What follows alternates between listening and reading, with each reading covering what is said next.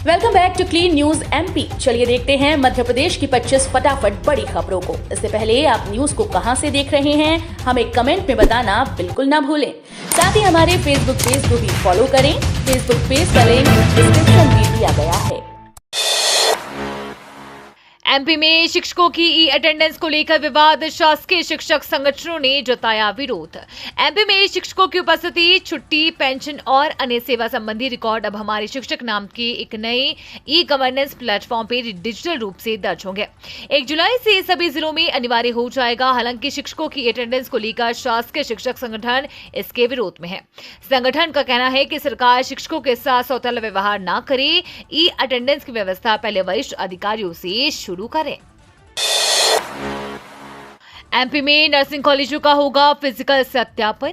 MP सरकार ने nursing शिक्षा की गुणवत्ता और पारदर्शिता के लिए बड़ा कदम उठाया है। लोक स्वास्थ्य एवं चिकित्सा शिक्षा ने सभी जिला दंडाधिकारियों को पत्र लिखकर शैक्षणिक सत्र 2025-26 के लिए आवेदन करने वाली नई नर्सिंग संस्थाओं, सीबीआई व एससी द्वारा डिफिशिएंट व अनसूटेबल पाई गई संस्थाओं और सीबीआई जांच से बची संस्थाओं का फिजिकल सत्यापन करने के निर्देश दिए हैं। ये निरीक्षण 30 जून तक करना होगा। एमपी में 925 गांव का बदलेगा नक्शा, सरकार ने किया बड़ा फेरबदल।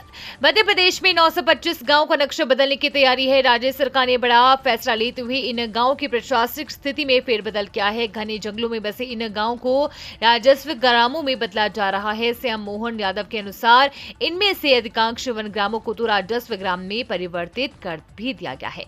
इसके लिए 6 माह का विशेष अभियान चलाया गया है। एमपी में यहां करोड़ों की लागत से बनेगी मॉडर्न रोड, चौक चौराहों का होगा सौंदर्यीकरण।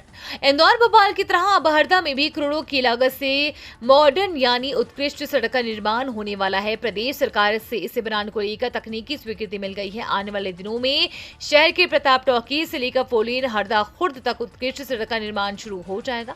इस रास्ते से जहां वाहनों को आवागमन की सुविधा मिलेगी, वहीं पैदल चलने वाले लोगों को भी सड़क के दोनों तरफ आने जाने के लिए फुटपाथ की सुविधा रहेगी।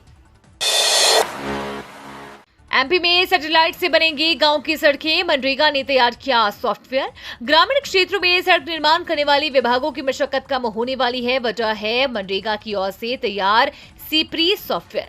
सीप्री यानी software for identification and planning of rural infrastructure. इसके जरिए ग्रामीण अधोसंरचना विकसित करने में विभागों को काफी मदद मिलेगी। स्कूली शिक्षा की performance grading index PGI 2.0 report जारी। भारत सरकार के शिक्षा मंत्रालय ने स्कूली शिक्षा की performance grading index PGI 2.0 report जारी की है। इसमें मध्य प्रदेश को आकांक्षी ग्रेड 1 मिला है। इस ग्रेड के अनुसार अन्य राज्यों की तुलना में मध्य प्रदेश का शैक्षणिक सत्र यानी कि स्तर अच्छा नहीं है। परफॉर्मेंस ग्रेडिंग इंडेक्स रिपोर्ट में पिछड़े सभी राज्यों की शैक्षिक नीतियों पर सवाल उठाए गए हैं। लव जिहाद पर भड़की बीजेपी विधायक, दोषियों का प्राइवेट पार्ट काटना चाहिए।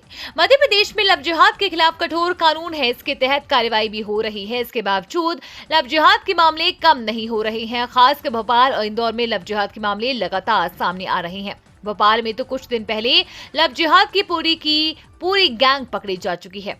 इस गैंग ने कई लड़कियों की जिंदगी खराब की है। अब लव जिहाद को लेकर महू की फायर ब्रांड बीजेपी विधायक ऊषा ठाकुर का बड़ा बयान सामने आया है।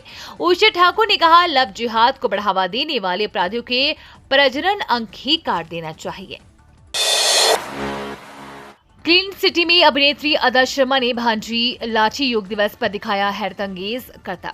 अंतर्राष्ट्रीय योग दिवस के मौके पर फिल्म द खेल स्टोरी में अपने अभिनय से चर्चा में आई अभिनेत्री अदा शर्मा इंदौर पहुंची। यहां आयोजित योग मित्र कार्यक्रम में वो शामिल हुई। इस दौरान अदा शर्मा ने जब लाठी घुमाई तो उनके प्रशंसक भी दीवाने हो गए। उन्होंने कहा कि लाठी घुमाना उनका फेवरेट शौक है।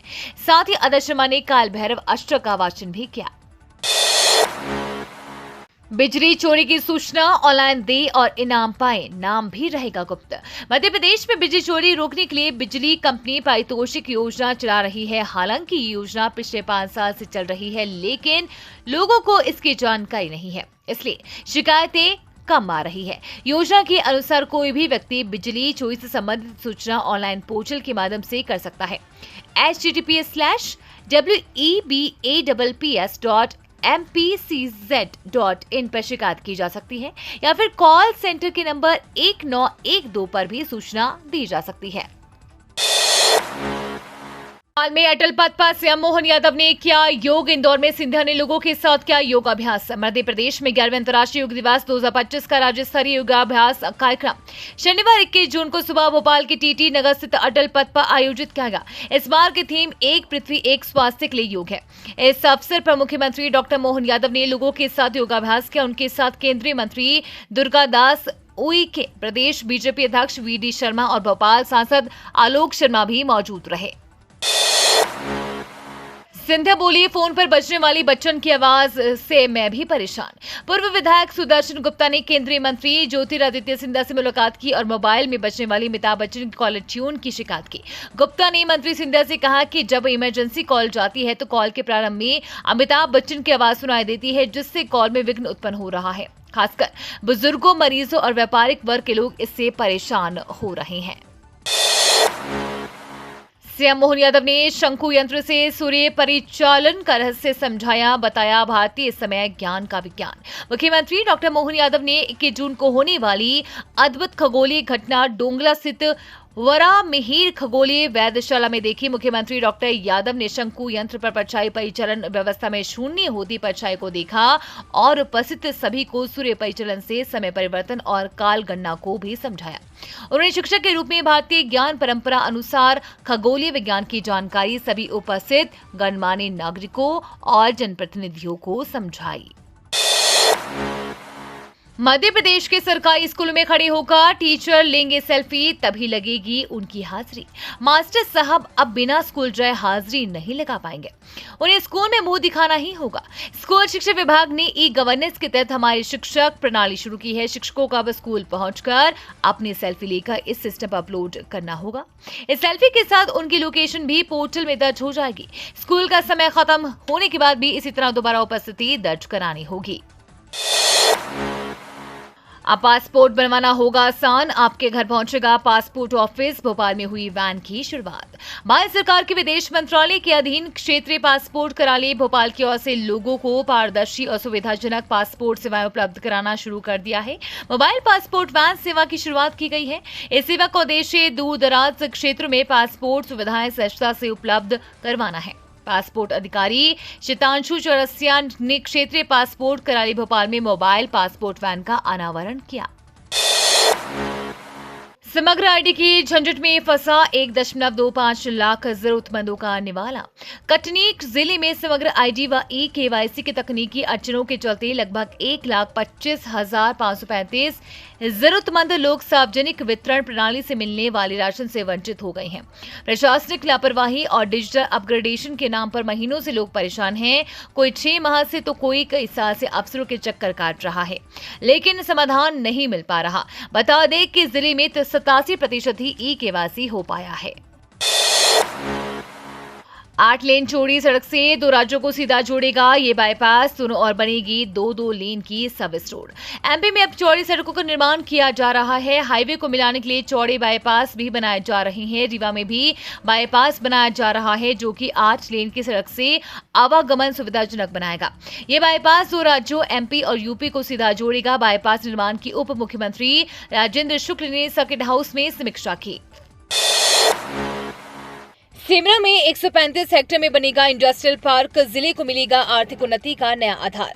औद्योगिक दृष्टिकोण से पिछड़े हुए जिले के लिए एक बड़ी उम्मीद सिमरा में बनने वाला इंडस्ट्रियल पार्क है। यह परियोजना जिले के औद्योगिक मानचित्र को नया आकार देने की क्षमता रखती है।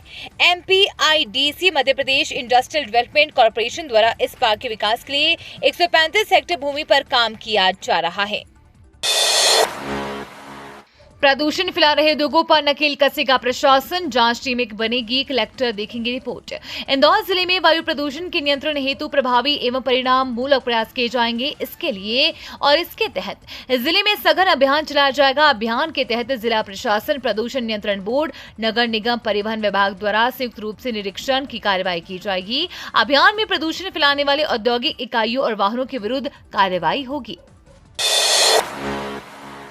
पंचमढ़ी के अलावा सांची और भीमबेटका की हरी भरी वादियों में योगाभ्यास। अंतर्राष्ट्रीय योग दिवस पर रायसेन जिला स्थित विश्व प्रसिद्ध पर्यटन स्थल सांची और भीमबेटका में शासकीय सेवकों, विद्यार्थियों, विभिन्न संस्थाओं के सदस्यों और नागरिकों द्वारा योगाभ्यास किया गया। एक समय योग को आध्यात्मिक से न जोड़कर जंगली परंपराओं के रूप में देखा जाता था, लेकिन धीरे धीरे जब लोगों को योग के महत्व और इसके लाभ की जानकारी मिली तो इसे अपनाना शुरू कर दिया।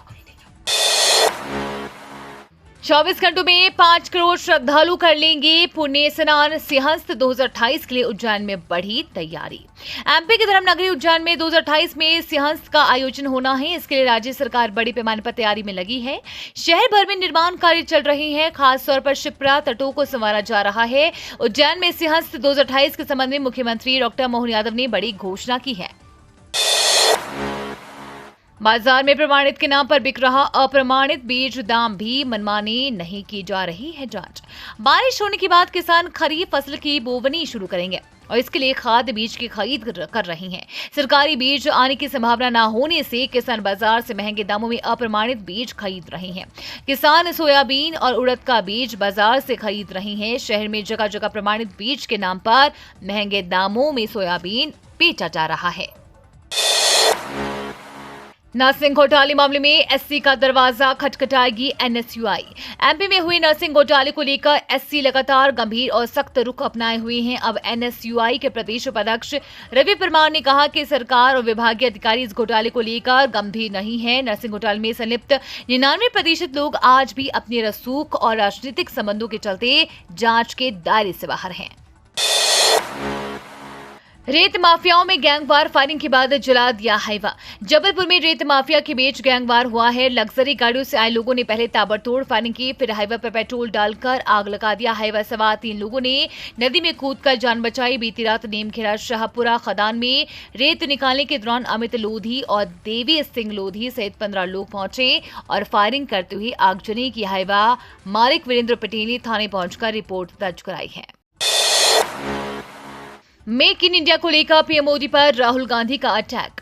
कांग्रेस सांसद राहुल गांधी ने पीएम मोदी की मेक इन इंडिया पहल की तीखी आलोचना की है। उन्होंने कहा 2014 में बड़ी वादों के साथ शुरू की गई इस योजना से न तो देश में कारखानों की बाढ़ आई, न ही युवाओं को रोजगार मिला। उल्टा देश की विनिर्माण क्षमता घटकर अब सिर्फ 14% रह गई है। एमपी के चित्रकूट में बाढ़ सी स्थिति श्रद्धालुओं को रोका। मध्य प्रदेश में शनिवार को कई जिलों में जोरदार बारिश हुई। प्रदेश के 1.5 दर्जन से ज्यादा जिलों में पानी गिरा। राजधानी भोपाल में भी बरसात हुई। जोरदार बरसात के कारण हुई हादसे में गुना में 3 लोग बह गए, जिनमें एक की मौत हो गई है। शेष दोनों की तलाश जारी है।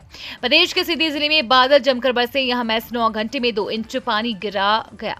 प्रदेश के रतलाम में भी जोरदार बारिश हुई। यहां 1.25 इंच पानी गिरा। तो ये थी आज की 25 फटाफट बड़ी खबरें। अगर आपको न्यूज पसंद आई हो तो वीडियो को लाइक और शेयर जरूर करें। धन्यवाद।